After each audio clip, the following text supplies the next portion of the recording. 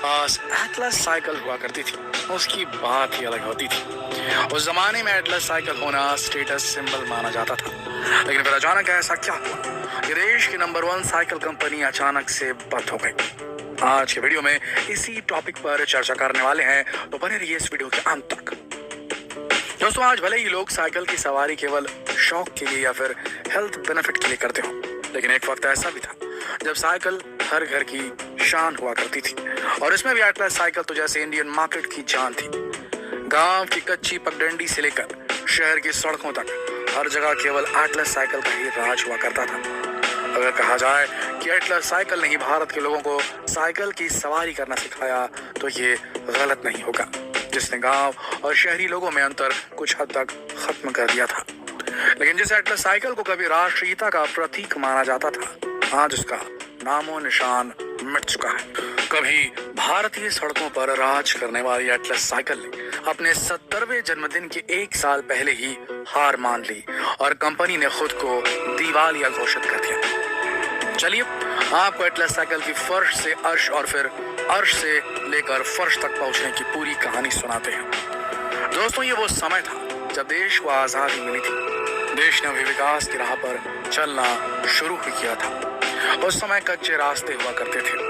लोग आने जाने के लिए पैदल, बैलगाड़ी, घोड़ा गाड़ी के जरिए अपनी मंजिल तय किया करते थे। उसी वक्त जानकी दास कपूर ने इस समस्या का समाधान ढूंढ निकाला। जानकी दास कपूर ने एटलस साइकिल कंपनी की स्थापना 1951 में की। उन्होंने एक टिन शेड में साइकिल की गद्दी बनाने से कारोबार की शुरुआत की थी।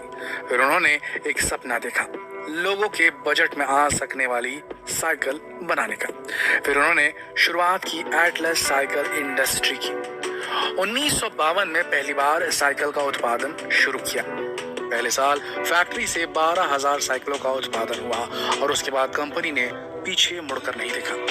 धीरे धीरे एटलस देश की चहेती साइकिल बन गई। एटलस साइकिल के बजट में आ सकने वाली कीमत ने इसे आम आदमी की साइकिल बना डाला और ग्रामीण व शहरी क्षेत्रों में दोपहिया से ट्रांसपोर्टेशन का अहम जरिया बन गए। साल 1958 ये वर्ष जब एटलस ने अंतरराष्ट्रीय बाजार में भी कदम रख दिया। उसके बाद मिडिल ईस्ट, म्यांमार यानी कि बर्मा उस वक्त का, और साउथ अफ्रीका समेत कई देशों में से एक्सपोर्ट किया गया। साल 2004 में एटलस 50 देशों में साइकिल का निर्यात कर रही थी। 1961 में एटलस ने 10 लाख साइकिलों के उत्पादन का आंकड़ा पार किया था। 1965 आते कंपनी भारत की सबसे बड़ी साइकिल मैन्युफैक्चर बन गई थी। एक वक्त ऐसा भी आया जब साइकिल का दूसरा नाम ही एटलस हो गया और भारत की सड़कों पर इसका राज था। ये वो दौर था जब एटलस हर साल 40 लाख साइकिल का उत्पादन कर रही थी। इसी वक्त मार्केट में हीरो साइकिल ने दस्तक दी, लेकिन अपने शुरुआत दौर में हीरो साइकिल एटलस के आगे कहीं भी नहीं ठहर पा रही थी, क्योंकि एटलस अपनी ब्रांडिंग पर बहुत ध्यान दे रही थी। और इसी का रिजल्ट था उनका एक बहुत ही खास पोस्टर जिसमें एक महिला साइकिल चला रही थी। ये उस वक्त के हिसाब से बहुत ही रिवॉल्यूशनरी पोस्टर था और इनका ये कदम काफी सफल हुआ और इसके प्रभाव से महिलाओं ने भी साइकिल चलाना शुरू कर दिया। और उन्होंने इसके बाद भी कई ऐसे कदम उठाए जिसके चलते इन्होंने भारतीय लोगों के दिल में जगह बना ली। लेकिन एटलस के कदम यही नहीं रुके। जब एटलस घर घर में पहचानी जाने लगी, तब कंपनी ने रीबल साइकिल को मार्केट में उतारा। इसकी मार्केटिंग एडवेंचर बाइक के तौर पर की गई। इसके बाद आई 10 गियर वाली एटलस कॉनकॉर्ड। 1978 में एटलस ने भारत की पहली रेसिंग साइकिल को लॉन्च किया और एटलस के सभी इनोवेशन को भारतीय लोगों ने दिल से स्वीकार किया। ये साइकिल इतनी ज्यादा पसंद की गई कि 1982 में होने वाले एशियन गेम्स की स्पॉन्सरशिप एटलस को मिल गई और उन एशियन गेम्स में भी सभी साइकिल्स एटलस ने ही सप्लाई की थी। एटलस भारत की पहली कंपनी थी जिसने twin suspension, double choker bike और पावर ब्रेक्स की पेशकश की। 1988 में एटलस की 20 तरह की रेंजर साइकिल बनती थी। अभी तक सब ठीक ठाक ही चल रहा था। एटलस का नाम साइकिल इंडस्ट्री में बुलंदियां छू रहा था। 1990 के दशक में एटलस साइकिल का सितारा अपनी बुलंदियों पर था। सुनील शेट्टी जैसे दिग्गज एक्टर उनके ब्रांड एम्बेसडर हुआ करते थे और सेलिब्रिटी से लेकर आम आदमी तक सभी एटलस साइकिल के फैन थे। लेकिन दोस्तों, किस वक्त बदल जाए ये कोई नहीं कह सकता। हर चढ़ते सूरज को एक दिन डूबना ही पड़ता है और ऐसा ही कुछ हाल एटलस साइकिल का भी हुआ। 2003 तक आते आते इसके बुरे दिन शुरू हो गए। एटलस साइकिल की बिक्री धीरे धीरे कम होने लगी। इसका एक बहुत बड़ा कारण उनका पारिवारिक विवाद भी था। सन 1967 में जानकी दास कपूर के देहांत के बाद उनके तीनों बेटों ने साइकिल कंपनी को आगे बढ़ाने का काम किया था।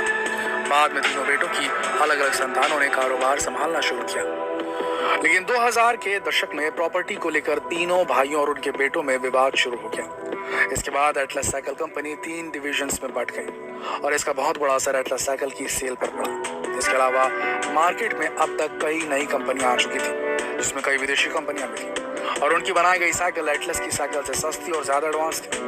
वो एटलस आज भी उसी पुराने ढर्रे पर चल रही थी। इसके अलावा अब मिडिल क्लास में मोटरसाइकिल का क्रेज बढ़ने लगा था। लगातार नुकसान होने की वजह से साल 2014 में मध्य प्रदेश के मालनपुर में एटलस की फैक्ट्री बंद हुई। उसके बाद 2018 में हरियाणा के सोनीपत में स्थित फैक्ट्री बंद हुई। 2017 में कंपनी का नाम एटलस साइकिल इंडस्ट्री से बदलकर एटलस साइकिल हरियाणा लिमिटेड हो गया। एक रिपोर्ट के मुताबिक जून 2020 में कंपनी पर 125 करोड़ की देनदारी थी। एटलस साइकिल तभी देश की सबसे बड़ी साइकिल निर्माता कंपनियों में से एक थी।